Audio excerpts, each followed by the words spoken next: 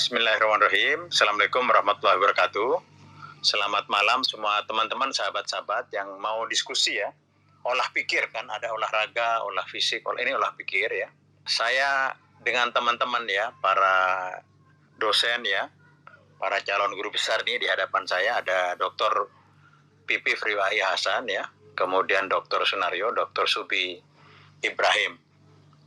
Pak Subi itu bacanya gimana? Subhi atau Subi? Pak Subi? Subhi, itu subuh itu diambilnya. Oh, subuh ya. Baik, teman-teman ya, di sini biasanya saya satu orang. Dulu dengan Pak Mahfud, MD, itu sendiri beliau ya ngomong. Dan sekarang ada 3 orang, tapi 1 jam aja, paling mundur 5 menit, 10 menit ya. Masing-masing 7 menit lah. Idenya sederhana ya, ini kan catatan akhir tahun ya.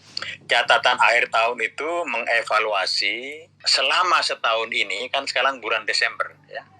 Dan ada banyak wartawan di sini ya. Ada Mas Pril juga yang membantu kita ya.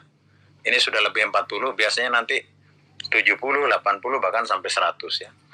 Nah jadi masing-masing 7 menit sampai 10 menit ya, kultum namanya kira-kira. Idenya gampang, yaitu catatan akhir tahun ya, bidang kehidupan beragama dan pengamalan Pancasila. Mengapa kita mengambil topik ini? Karena kita punya Cak Nur, punya jurusan falsafah dan agama, punya magister yang pimpinannya adalah Pak Pipip ya, Dr. Pipip Prihasan, Pak Subhi ya, kemudian Pak Narjo ya. Dan kemudian di awal tahun, persisnya tanggal 12 Februari, kita dikejutkan oleh berita ya, Ketua BPIP ya menyatakan bahwa musuh terbesar Pancasila itu adalah agama. Berarti kan dibenturkan ya. Dan juga banyak riset yang dilakukan oleh UIN atau apa gitu bahwa Indonesia ini termasuk yang tidak toleran dari hasil riset itu. Padahal kalau dibandingkan kasat mata saja, di Swedia itu ada partai yang mengganyang orang-orang Islam ya, orang Islam tidak boleh berhak hidup di sini. Di sini kan tidak ada ya, jadi karena sehingga umat Islam itu seperti tertuduh ya. Dan kita tentu tidak terima seperti itu ya.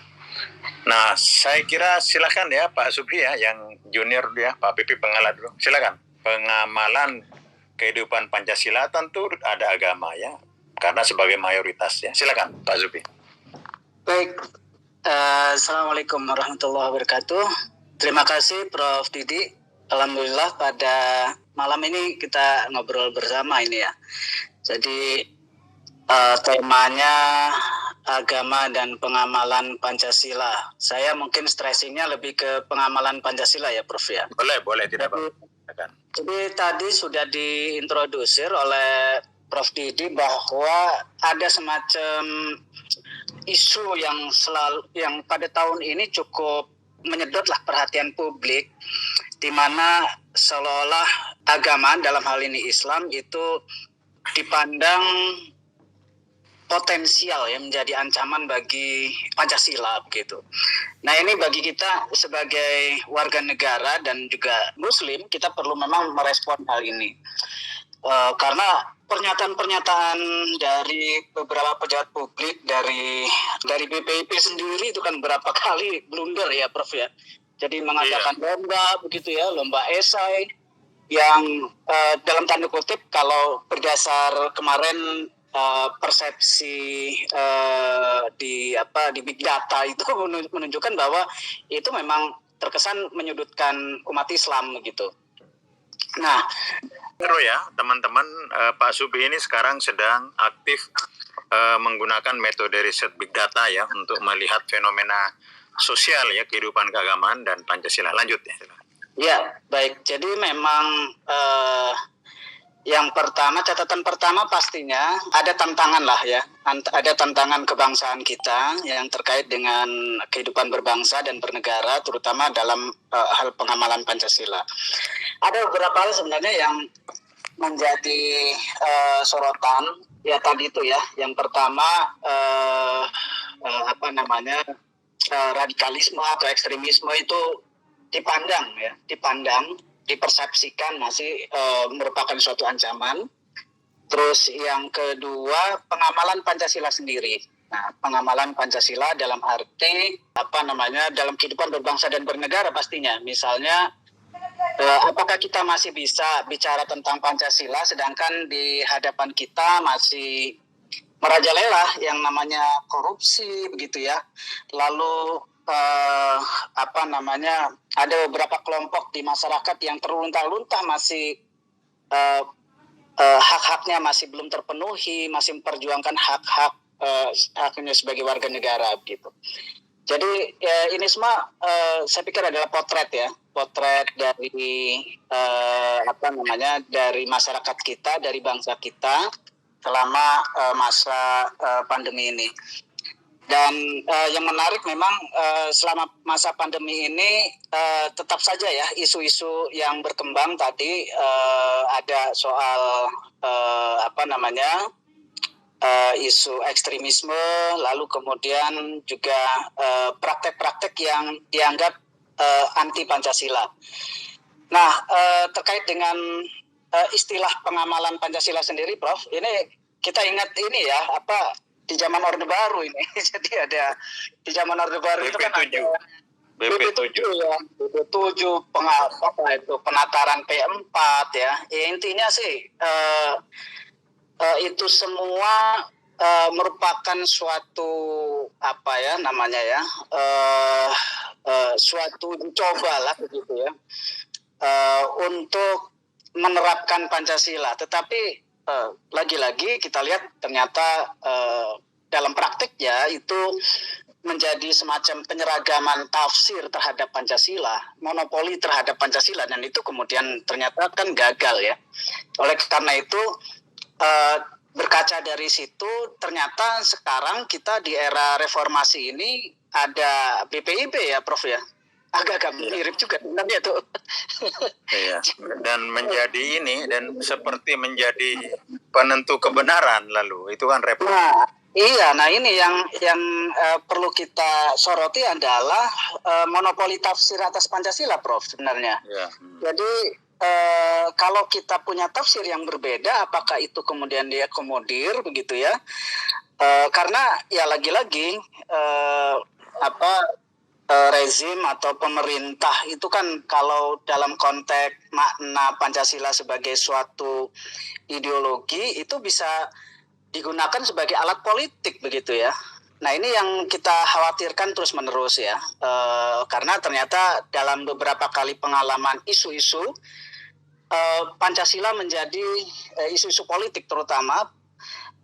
Pancasila menjadi menjadi alat pemukul malahan gitu ya, alat pemukul untuk kelompok-kelompok yang dipandang dalam tanda kutip terlihat muncul begitu. Dan ini memang harus menjadi tanggung jawab kita bersama agar era kegelapan ya pengamalan Pancasila itu tidak kemudian terulang kembali. Oke. Ya itu.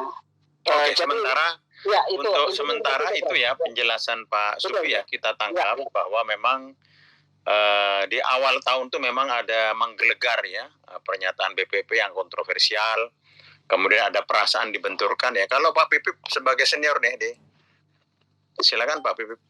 Dr. Pipip sedang keluar Pak, mencoba masuk lagi Pak. Mungkin Pak Naryo. Ya oke, sekarang Pak Naryo Pak Naryo menambahkan tadi ya. Sengaja dibenturkan dan sebenarnya kalau radikalisme kan pasti ada di kelompok manapun kan ya. Di Irlandia kan itu kan terorisnya ada ya enggak. Di Jepang juga Yakuza itu juga ada ya. Di Spanyol itu yang membunuh orang juga banyak gitu. Monggo silakan Pak Sunaryo. Oke, terima kasih Prof. Didik dan teman-teman semua. Barangkali kalau dari saya mau melihat dari sudut pandang yang berbeda ya, maksudnya beberapa catatan yang sebenarnya cukup konstan dalam beberapa tahun terakhir, termasuk sebenarnya tahun ini juga, itu ya tadi seperti yang disinggung oleh Prof. Didik tentang sebenarnya gejala konservatisme agama, itu juga menurut saya memang menjadi perhatian banyak pihak ya. Salah satu yang terbaru itu riset dari kawan-kawan PPIM ya tentang gejala konservatisme keagamaan dan media sosial. Riset TPIM itu sudah dilakukan sudah sejak tahun 2017, tampaknya setiap tahun mereka buat dan menyoroti fenomena keagamaan kaum milenial sebenarnya. Dan salah satu yang diperhatikan juga itu kaitannya dengan media sosial, media baru.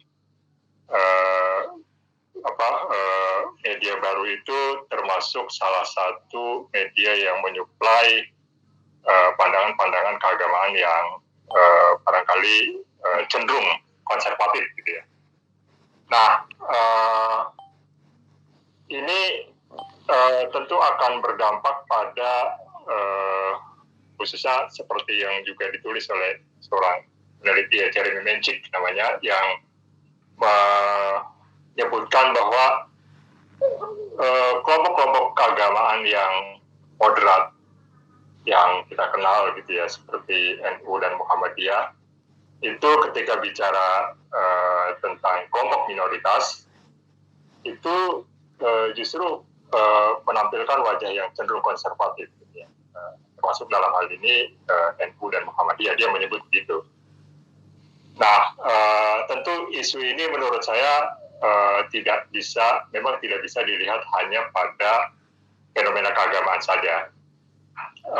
Karena pertama saya melihat gejala konservatisme itu banyak di tren juga oleh banyak hal. Salah satunya menurut saya memang ada kecenderungan secara global di banyak negara itu menunjukkan gejala yang sama ya. Kita melihat itu di India, itu di beberapa negara. Itu ada kecenderungan menguatkan konservatif. Dan itu dari perspektif fenomena global ya. Tapi menurut saya yang mungkin dalam konteks Indonesia itu soal ketimpangan ya. Menurut saya itu juga menjadi isu yang memicu menguatnya konservatisme di Indonesia. Ketimpangan ini memang sesuatu yang barangkali persepsi ya, barangkali tidak, kalau dihitung statistik barangkali hasilnya akan tepat, tapi persepsi masyarakat dalam hal ini misalnya kelompok muslim itu mempersepsi mungkin kelanjutan muncul yang mungkin disebut sebagai konservatif. Hal lain yang juga menurut saya penting, barangkali yang tadi adanya kecenderungan dalam beberapa tahun terakhir ini dominasi atau represi ya, negara yang terlalu dominan lah.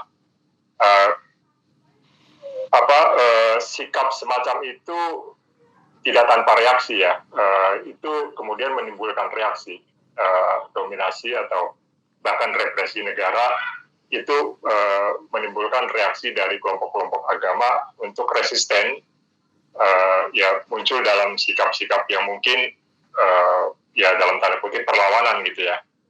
Nah ya, itu yang dari riset, kalau Mas Naryo itu meneliti hasil-hasil riset terhadap demokrasi di Indonesia, itu terjadi regresi ya, bahkan Saiful Mujani semuanya analis luar negeri ya, Indonesianis itu melihat demokrasi yang tumbuh subur ya dalam reformasi. Nah sekarang terjadi regresi dan kecenderungan otoriter. Kalau Daniel Dakede almarhum menyatakan itu balik kembali ya ke dalam otoritarianisme. Apakah itu berpengaruh terhadap kontroversi agama dengan Pancasila untuk kehidupan kita?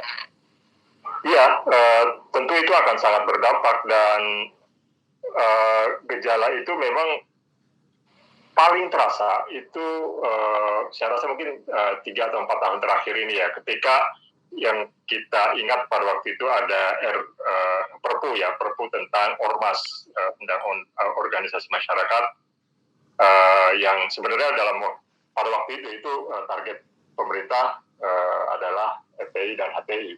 Tapi banyak aktivis HAM itu mencurigai itu nanti korban dari aktivis HAM akan menjadi korban juga gitu ya. Jadi mereka hanya menjadi antara gitu. Dan itu terjadi pada akhirnya sekarang sekali organisasi-organisasi NGO di level civil society yang mungkin sebenarnya mereka melakukan kritik dan melakukan pengawasan gitu ya, tapi kemudian itu bisa dijadikan apa istilahnya dikriminalkan ya. Itu misalnya dalam beberapa kasus terakhir yang dilakukan oleh teman-teman wali atau teman-teman aktivis lingkungan itu kan sebenarnya upaya mereka untuk mengkritik, tapi itu kemudian bisa dikriminalkan. Nah itu ya bagian yang membuat kecenderungan dalam beberapa tahun terakhir ini ada semacam regresi, memang betul seperti itu. Mas Subhi, Anda kenal Romo ya, Romo Magnis. Iya. Bagaimana Iya. pandangan beliau ya tentang Pancasila dengan interpretasi baru? Dia Pancasila ini tidak bisa dijadikan agama yang kemudian dibenturkan dengan agama. Ya, itu interpretasi yang sebenarnya bagus. Dia adalah payung ya bagi kehidupan bersama di mana agama-agama itu hidup ya, keyakinan-keyakinan hidup. Bukan dijadikan agama kemudian dipertentangkan, dipersandingkan dengan agama. Ini menurut saya menarik interpretasi ini. Sebagai muridnya bagaimana itu menanggapi itu? Iya, saya pikir Romo Magnis, pandangan Romo Magnis itu menarik karena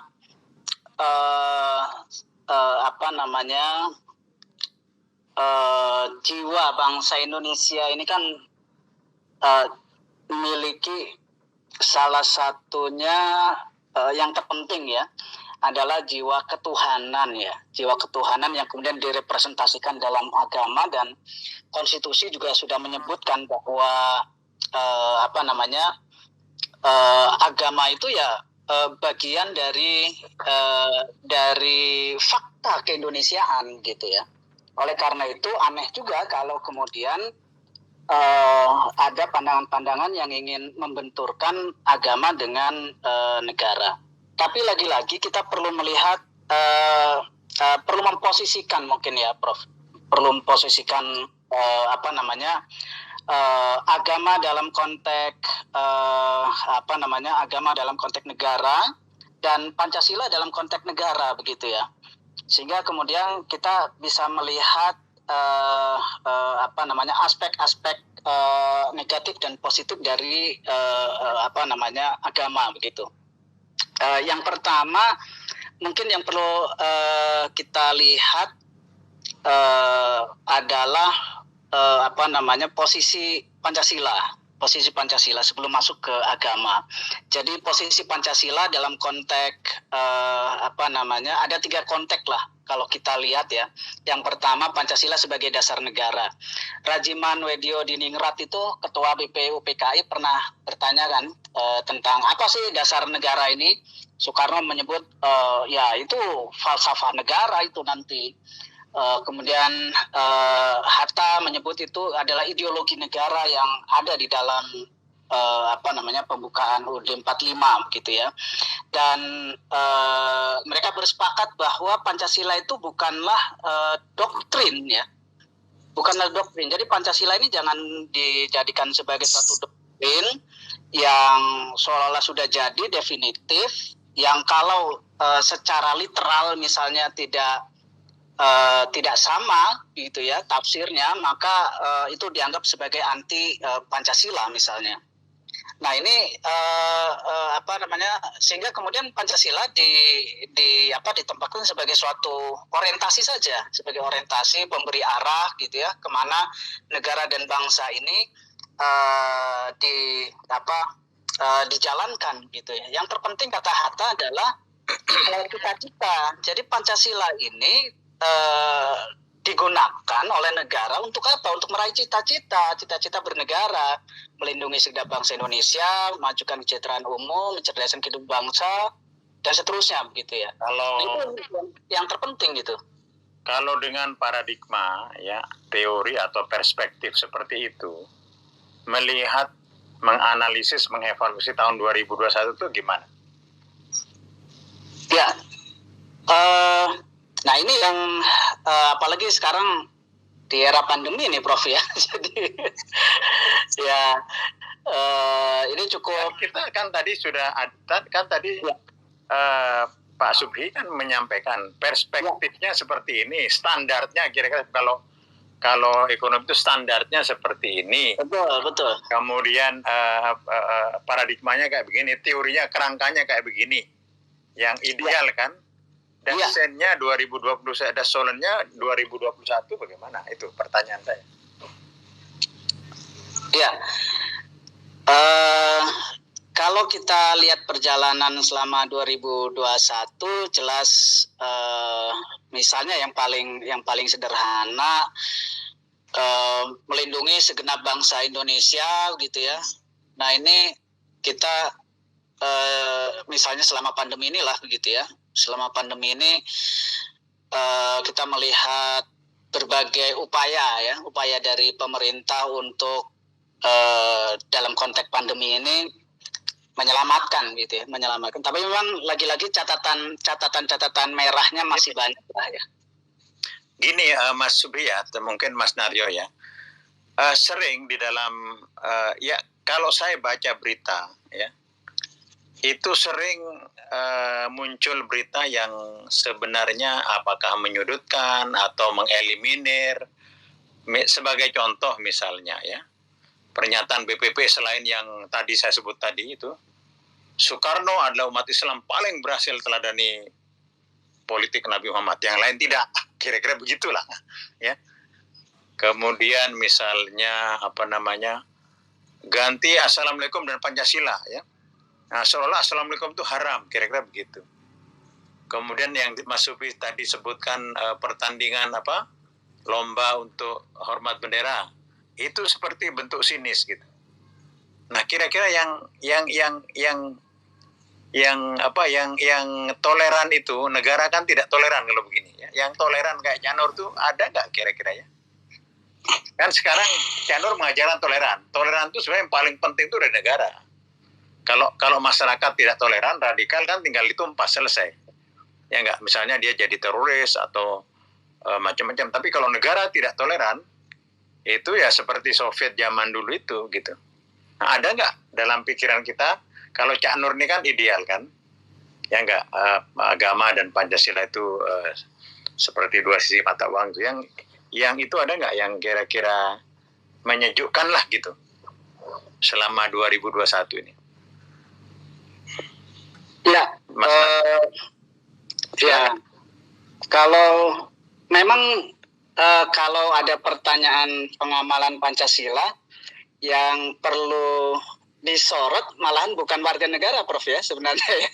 Jadi saya malah lebih melihat seberapa Pancasila gitu ya pemerintah gitu kan. Jadi betul, harusnya begitu. Tapi medianya, teman-teman media tidak menyorot ke sana. Seolah kalau ada orang menyimpang, ada 1-2 ya, jadi teroris, wah itu Islam tidak toleran dan seterusnya. Betul sebaliknya. Gimana itu?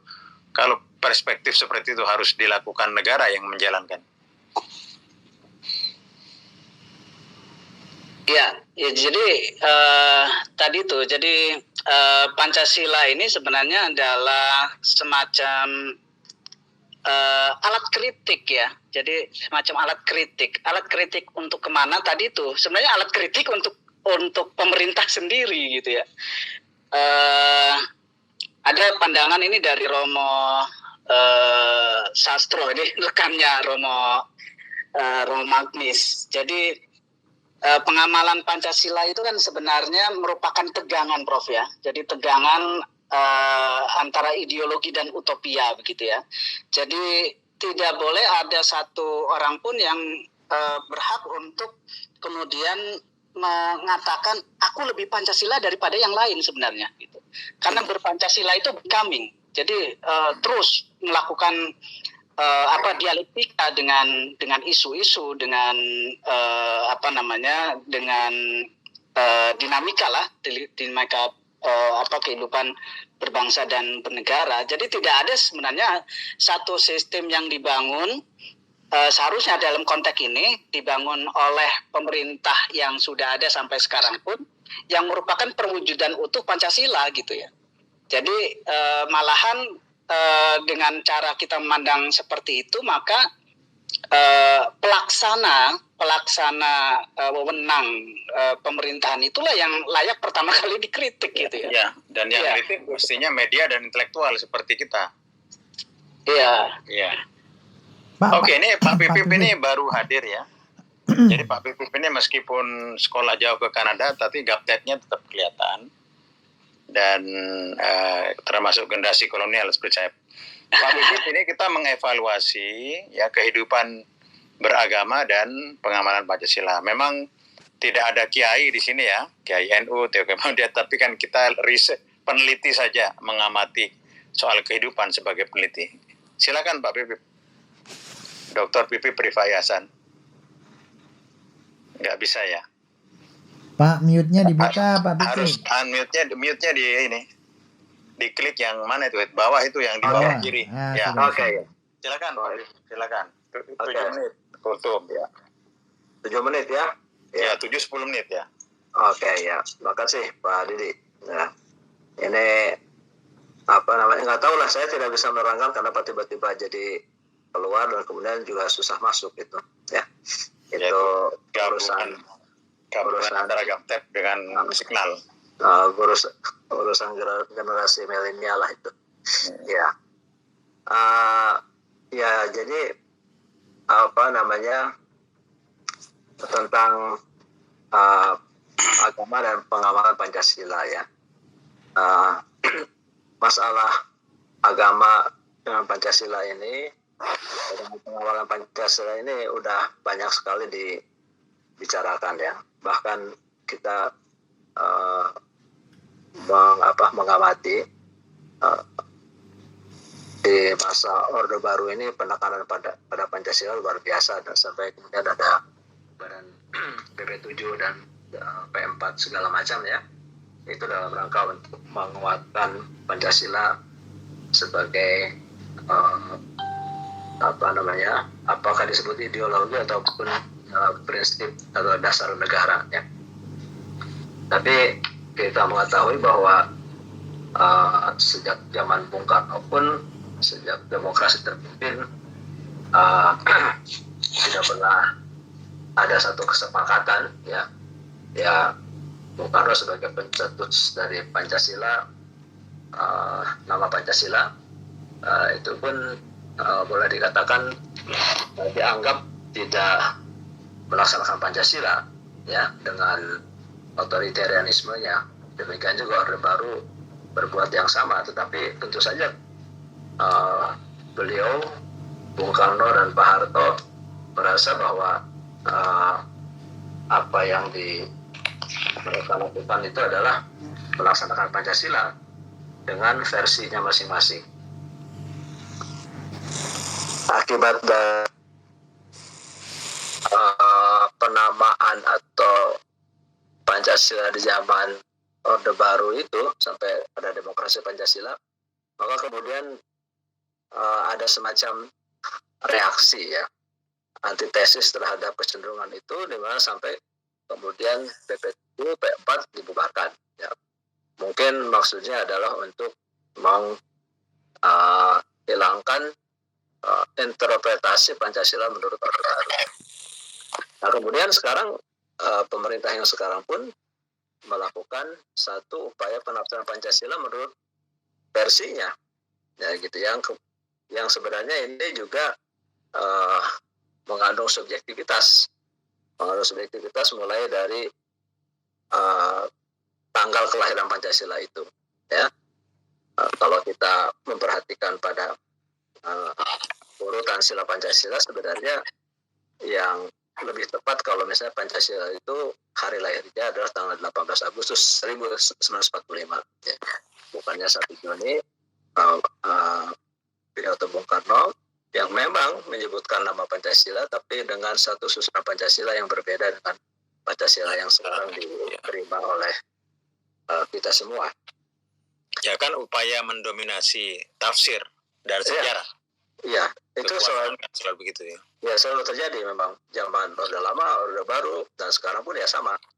Ya sebenarnya untuk supaya ada satu kesepakatan yang menyeluruh itu harus ada satu pemerintah yang mau menggabungkan atau merangkul semua pihak ketika hal-hal yang berkaitan dengan Pancasila itu ingin dirumuskan, baik dari segi tanggal kelahirannya ataupun bagaimana penafsirannya dan sebagainya. Oleh karena itu tahun 70-an pun saya masih ingat tahun 75 saudara Fahri Ali misalnya menulis tentang Pancasila di Harian Merdeka ya. Kemudian Cak Nur Nurholis Majid memberikan tanggapannya pada waktu itu dengan satu Pancasila sebagai titik temu common platform.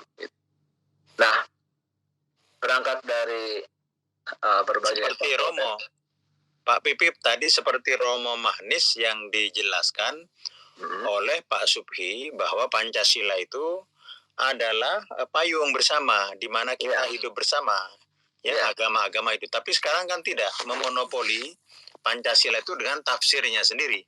Iya betul. Ya, tadi saya sayang tidak mendengar Pak Subhi karena sedang terlempar keluar itu. Ya memang disepakati sebenarnya antara pemikiran Romo Magnis dan Cak Nur itu sama itu. Satu istilahnya platform, kemudian payung bersama, ataupun dalam kalimat yang sering diungkapkan oleh Cak Nur maupun Mas Dawam Raharjo adalah kalimatun sawa. Ya, satu istilah yang diambil dari Quran ya, satu platform bersama, kalimat kesepakatan bersama.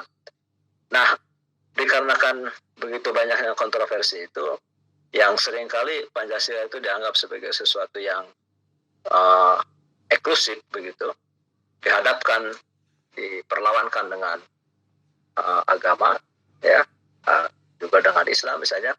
Saya lebih cenderung kita itu kalau berbicara Pancasila itu tidak dalam pengertian yang umum seperti itu.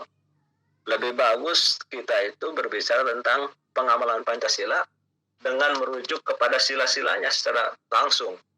Baiklah, kalau misalnya sekarang kita mau menilai siapa, golongan mana, baik pemerintah atau kelompok-kelompok di Indonesia, di dalam pengamalan dari sila-sila Pancasila itu, gitu.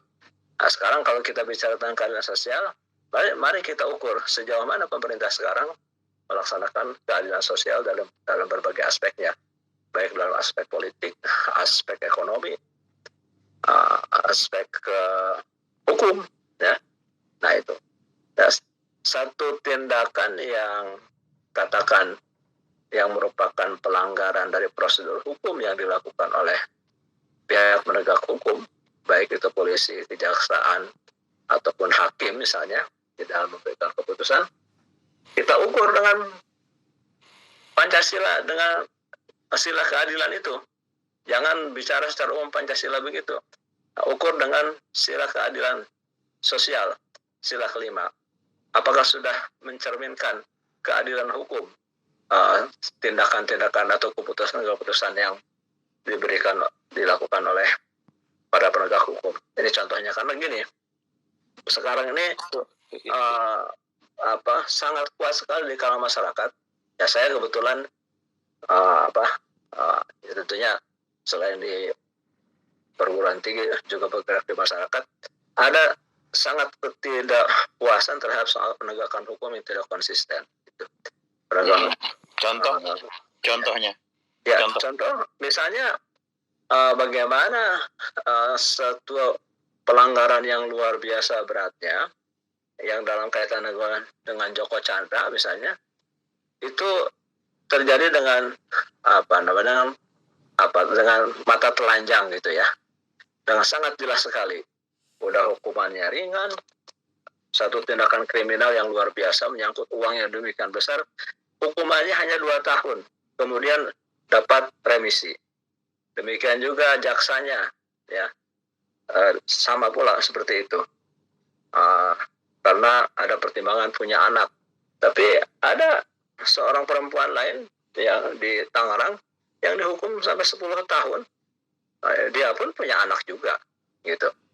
Dengan pelanggaran yang jauh lebih kecil daripada korupsi yang dilakukan oleh jaksa dalam kasus Joko Chandra misalnya. Ataupun misalnya kasus-kasus lain ya dalam masalah Habib Rizik misalnya. Ini walaupun saya secara khusus tidak setuju dengan pandangannya, tapi satu vonis yang diberikan kepada Habib Rizik itu sangat tidak adil.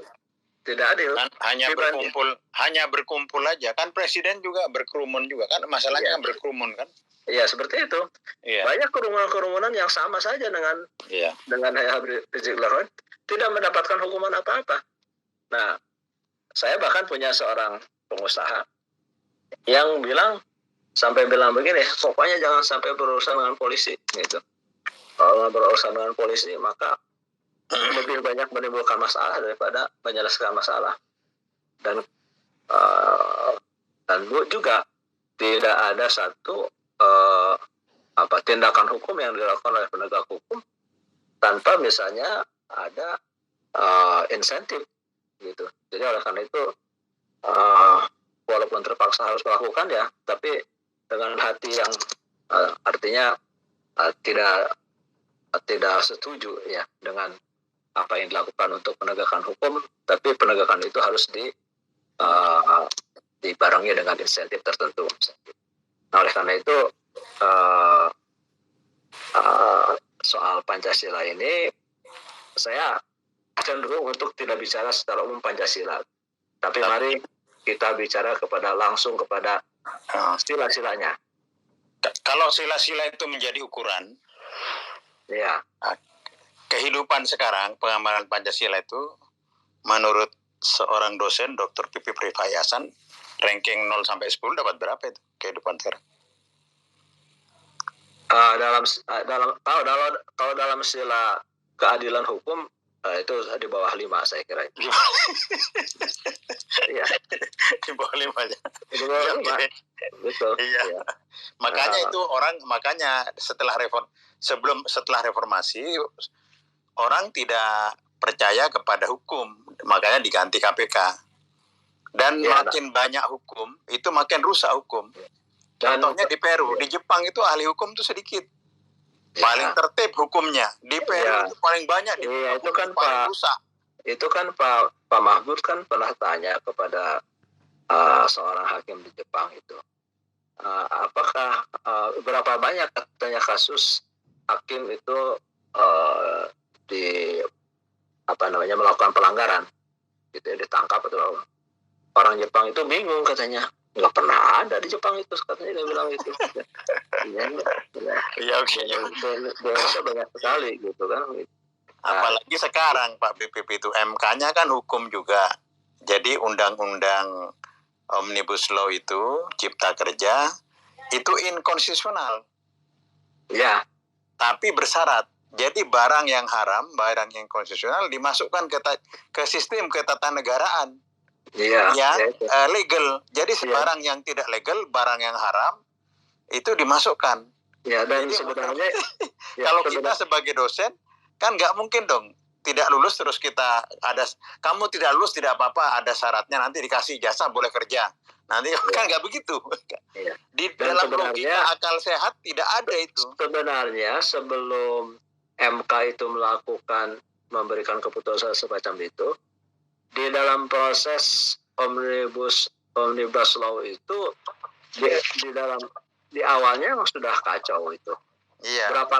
Berapa kali coba itu naskah akhirnya itu dibolak-balikan dibolak-balik ke DPR, diperbaiki lagi. Itu kan sudah menunjukkan ketidakberesan.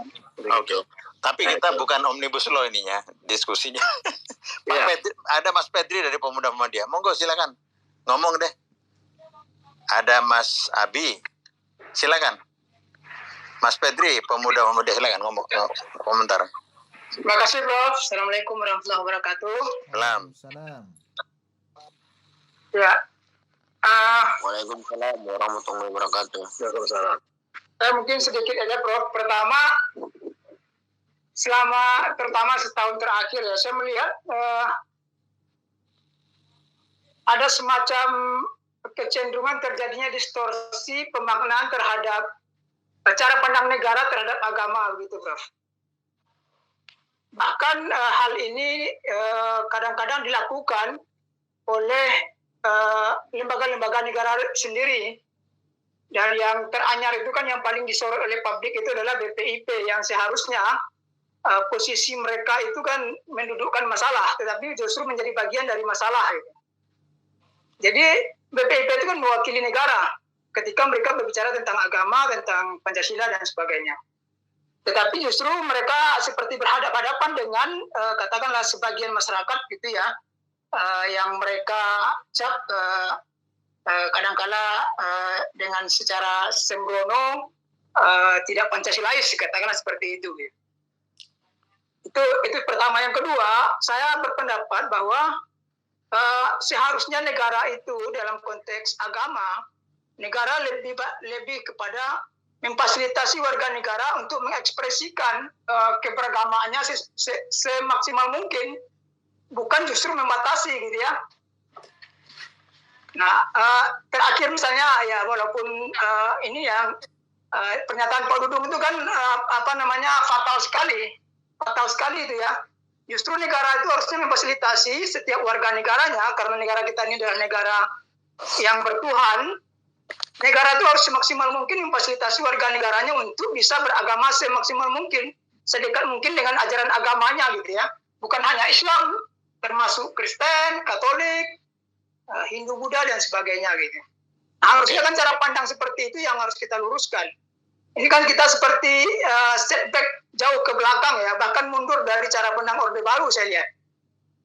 Cara pandang kita dalam setahun 2 tahun terakhir ini kan seperti kalau di zaman Pak Harto itu kan seperti memaksakan pemahaman terhadap Pancasila seperti diajarkan agama. Kalau sekarang yang terjadi justru terjadi pengacauan cara pandang yang saya kira acak-acakan gitu ya, sehingga kemudian menimbulkan kebisingan-kebisingan di masyarakat gitu. Jadi 2021 ini memang suram ya. Suram gitu loh. Perspektif negara memahami agama dan memaknai Pancasila seperti monopoli ya. Abi ada Pak Noto ada nggak? Pak Abi silakan. Mas Adit kalau mau bicara. Pak Noto tadi angkat tangan, silakan Pak Noto. Silakan Pak Noto, silakan. Nanti. Baik. Selamat malam, Sampurasun buat semuanya. Sampurasun, orang Sunda. Abdi mati Sunda, Surabaya. Baik, sangat Pak Prof. Didi. Oh, mangga. Jadi perspektif agama dan ideologi tahun 2021 ini paling parah menurut saya. Kenapa paling parah? Karena di sini puncak level of thinking para elit itu paling downgrade. Bagaimana tidak, kerakyatan yang dipimpin oleh hikmat kebijaksanaan perwakilan harusnya dipimpin oleh orang yang mampu berhikmat. Dan orang yang mampu berhikmat itu adalah orang yang higher level of thinking, yang mempunyai talent, punya attitude, punya skill, mempunyai kompetensi yang jelas. Ya, seperti itu. Jadi makanya sekali pos-pos strategis yang diisi oleh orang-orang yang tidak lulus, sebetulnya tidak lulus kriteria tersebut. Dari segi syarat yang patut dan layak, misalnya seorang elit itu harusnya dia satu, sehat jiwa raga. Itu dia lulus tes MMPI, sehat jiwa raganya. Yang kedua ya tadi talent mapping. Yang ketiga mental ideologinya. Nah sekarang ideologinya apa gitu? Ini sudah nggak jelas itu ideologinya. Kalau sekarang ideologi Pancasila dan agama dibenturkan lagi sudah jelas. Ini nggak ada yang ini adalah sesuatu yang sangat buruk banget gitu. Padahal pasal Pancasila yang Tuhan kerajaan yang dipimpin oleh hikmat itu sudah sangat sejalan dengan dan rakyat yang dipimpin oleh seseorang yang mampu berhikmat, yaitu seseorang yang bisa berpikir sidik, patonah, amanah, dan tablik. Nih kalau dengan agama Islam misalnya ya, gitu ya. Ya, itu nilai-nilai universal. Itu nilai-nilai universal juga. Sidik, amanah, patonah kan jujur, amanah itu kan nilai-nilai yang ada di dalam kehidupan agama dan semua agama. Ya. Ada lagi yang mau bicara nih, Pak Noto ketangkep sudah pandangannya bagus ya. Ada lagi nggak Pak Abi? Oke, boleh saya komentari, Prof? Silakan Mas Abi, silakan. Saya bisa mengantarkan dulu dari judulnya catatan akhir tahun bidang agama dan pengamalan Pancasila. Ini baik terhadap masyarakat, negara ataupun pemerintah, harusnya gitu dok. Iya. Jadi sini judulnya juga masih baku.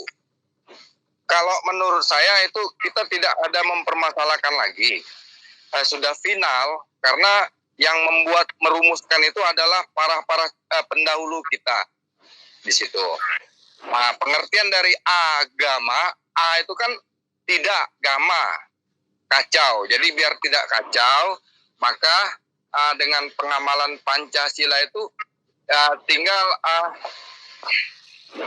di mana keseriusan, komitmen di situ, komitmen orang-orang yang menjalankannya, termasuk warga negara, pokok masyarakat di situ kan, atau pengusahanya di situ, atau dosen dan guru-gurunya, diimplementasikan disiplin ilmu, satu kata dan perbuatan di situ.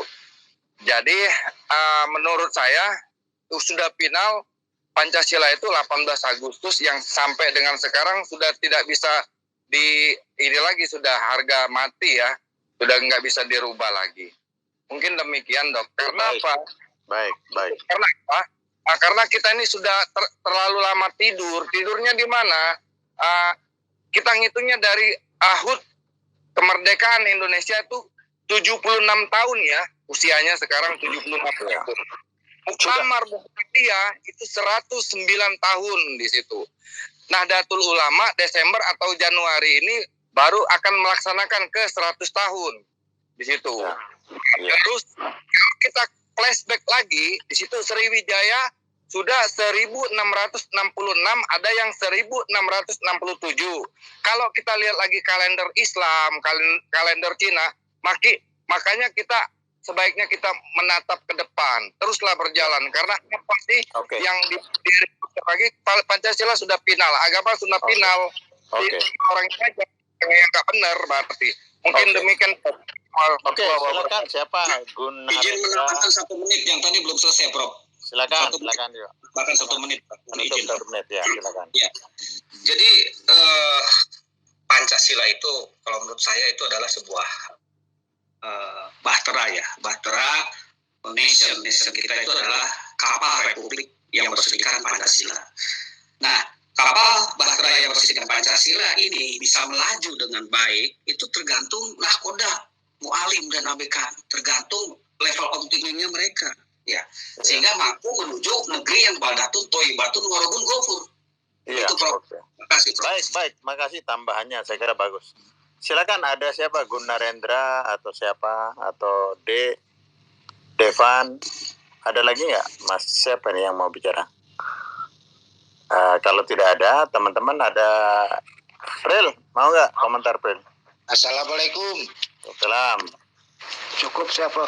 Cukup ya, oke. Gunarendra mau ngomong nggak? Iya. Silakan. Catatan akhir tahun bidang agama dan pengamalan Pancasila. Ya, oke, betul. Mempolemikan hari lahirnya Pancasila pasti pro kontra. Ya. Ketika kita memperdebatkan sila pertama, kemudian Bung Karno mengatakan rancangannya Soekarno itu bukan orang ketuhanan yang Maha Esa. Sila kelima. Sebetulnya kan itu kan spirit. Apapun perilaku, tindakan, pemikiran setiap manusia spiritnya harus ketuhanan yang Maha Esa. Oke, itu pun perdebatan gitu. Tetapi ketika kita bicara tentang apakah Pancasila di akhir tahun 2021 ini bagaimana perjalanannya, apakah bisa menjadi karakter bangsa, mendasari para pemimpin di dalam melakukan kebijaksanaan itu tidak melanggar atau kebijaksanaan itu berdasarkan Pancasila, itu jelas tidak. Dari sisi keadilan, sisi hukum, saya pikir Indonesia saat ini pada tingkat turbulensi yang paling parah, yaitu tentang supremasi hukum. Pelanggaran konstitusi sudah luar biasa. Barusan BPK mengatakan bahwa ternyata hari ini hutang kita sudah melompati apa yang ditetapkan oleh IMF. Saya belum baca secara keseluruhan, tapi BPK mungkin memberikan penjelasan, artinya sudah 60% lebih. Artinya apa? Itu pelanggaran konstitusi. Konstitusi diobrak-abrik tidak karu-karuan dalam banyak hal. Iya. Dalam hal ini ketika kita bicara interpretasi, dulu zaman Orba interpretasi tunggal tentang Pancasila untuk establishment kekuasaan Orba. Saat ini Pancasila pun juga interpretasi tunggal dan malah lebih mengerikan. Karena apa? Mari kita lihat indikator atau parameter yang bisa kita katakan bahwa sekarang jauh lebih parah. Ya, itu kesimpulan.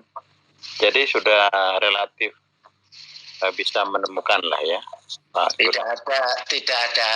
Ya, kalau ini evaluasi akhir tahun, artinya bahwa di tahun 2022 nanti apa yang terjadi dengan Indonesia itu akan parah. Cuma mestinya kita bicara tentang variabel lain, yaitu faktor internasional, faktor konspirasi, suka tidak suka, mau tidak mau.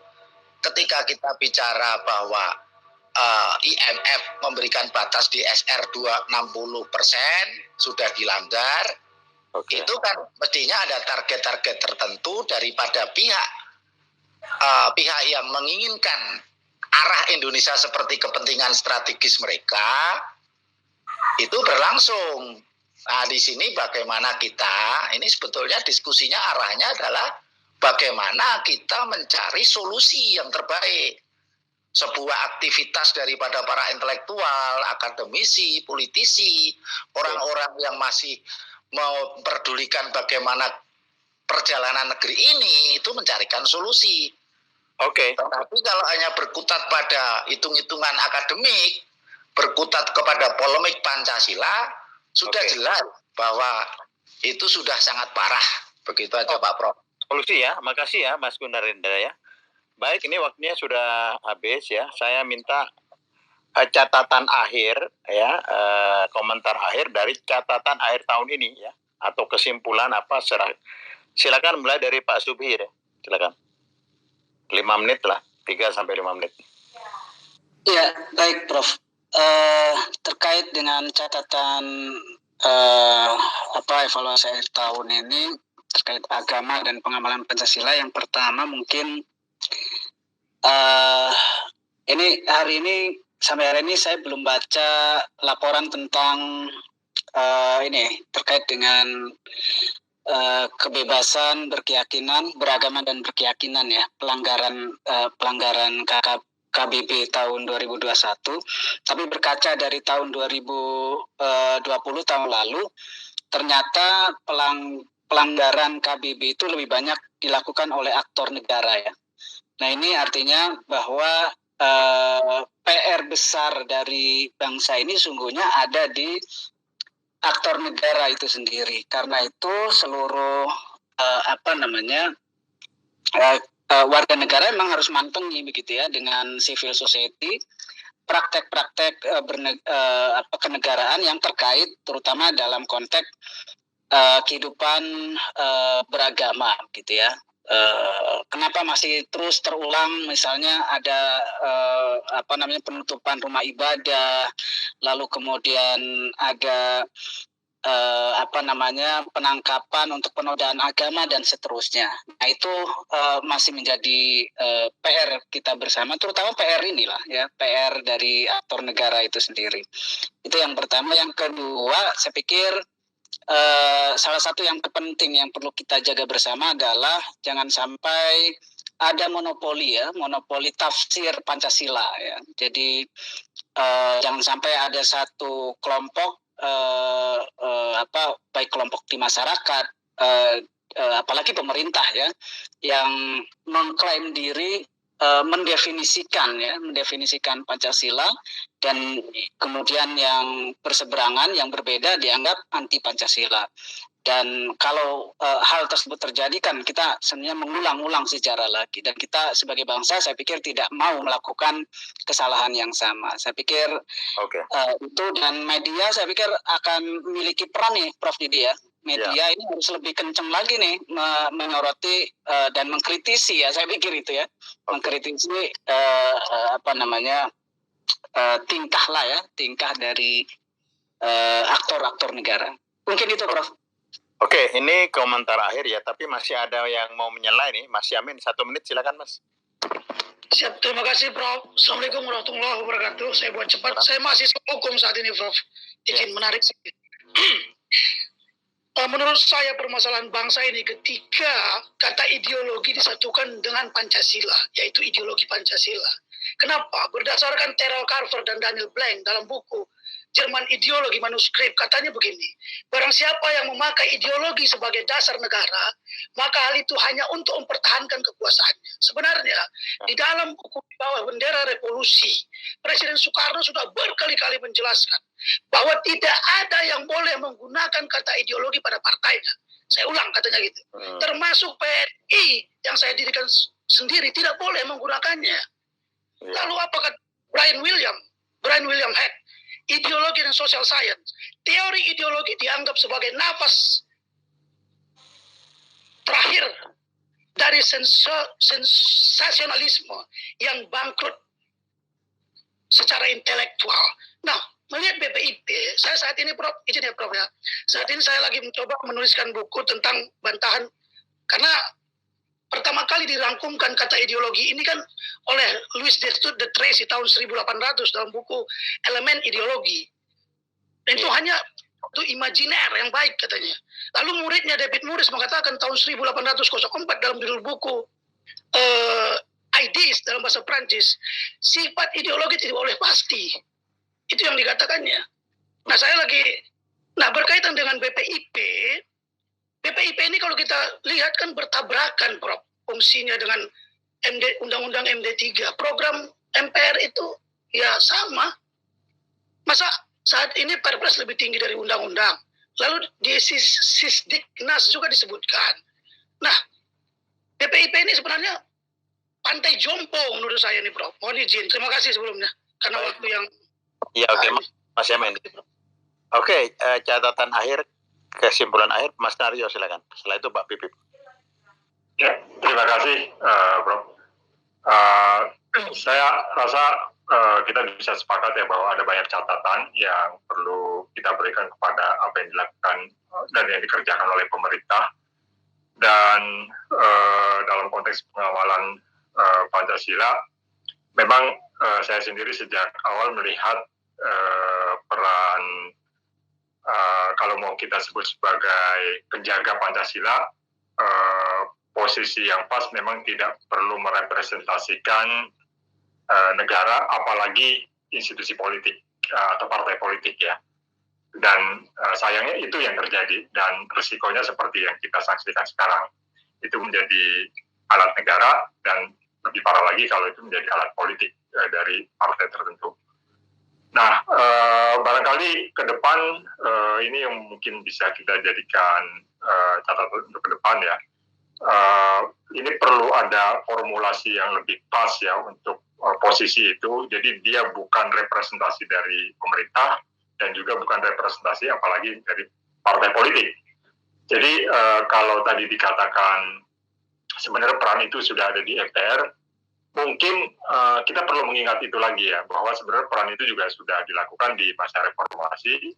Tidak ada BP7, belum ada BPIP, tapi peran itu coba digawangi oleh MPR.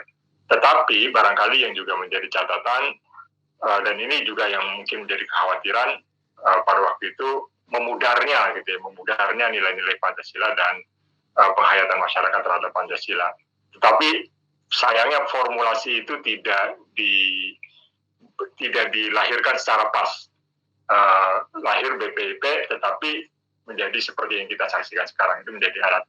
Nah, itu barangkali yang menurut saya penting sekali karena Pancasila itu adalah milik kita semua, bukan milik pemerintah, bukan milik partai politik, tapi milik kita semua, dan semua harus merasa memiliki. Dan itu menjadi sesuatu yang penting. Baik, terima kasih Mas Hari ya. Terima kasih. Sekarang Dr. Pipip Rifayasa, silakan. Ya, terima kasih. Karena pelaksanaan Pancasila itu juga sangat tergantung kepada goodwill ataupun goodwill dari penguasa ya, kekuasaan. Maka penting bagi kita untuk mempunyai satu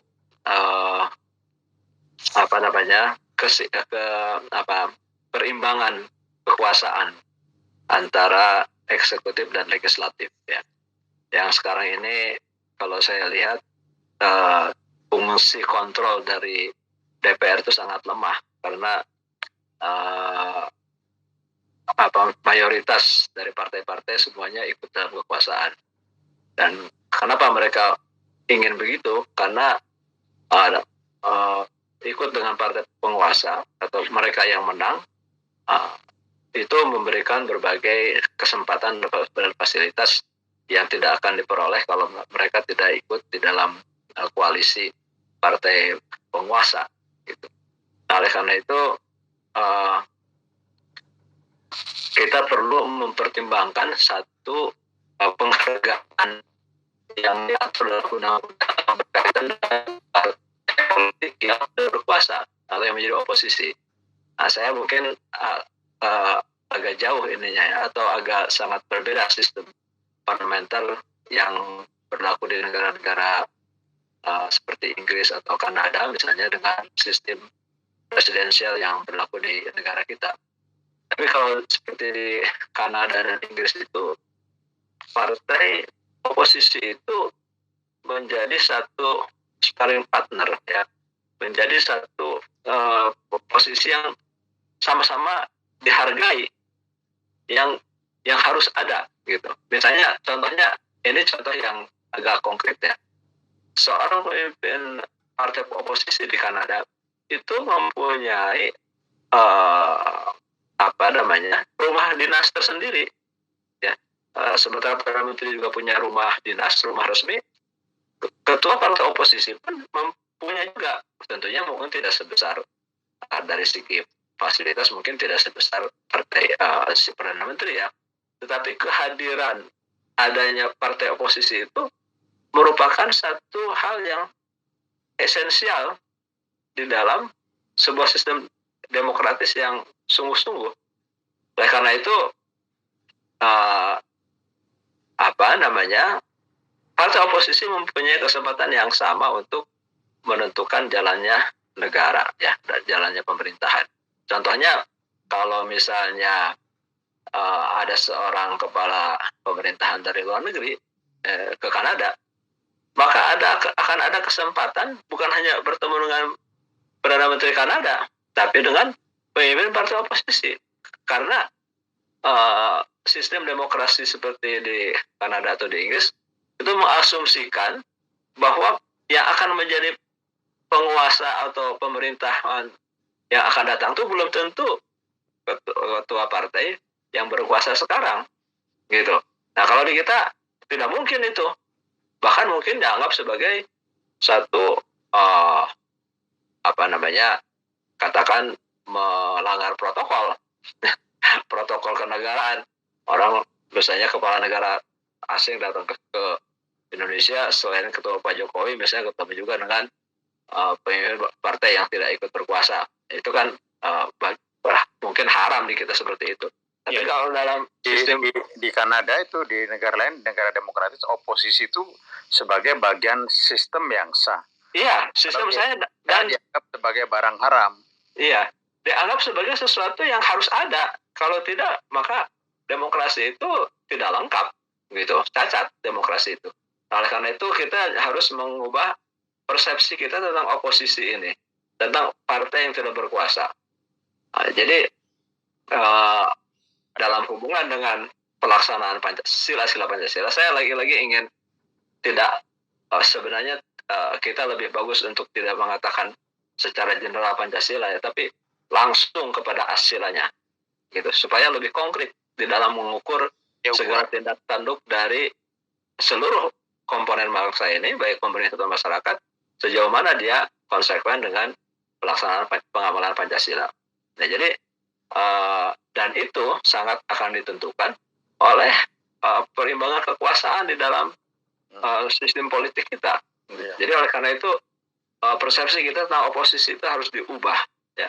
Bukan sebagai sesuatu yang mengganggu, tapi bagian esensial dari sistem demokrasi kita. Saya kira itu aja. Terima kasih.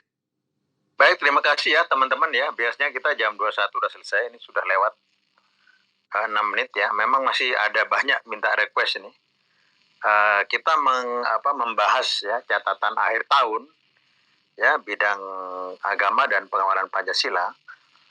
Memang selama tahun 2021 ini dipandang oleh kebanyakan yang berbicara tadi masih suram ya, karena aktor negaranya sendiri yang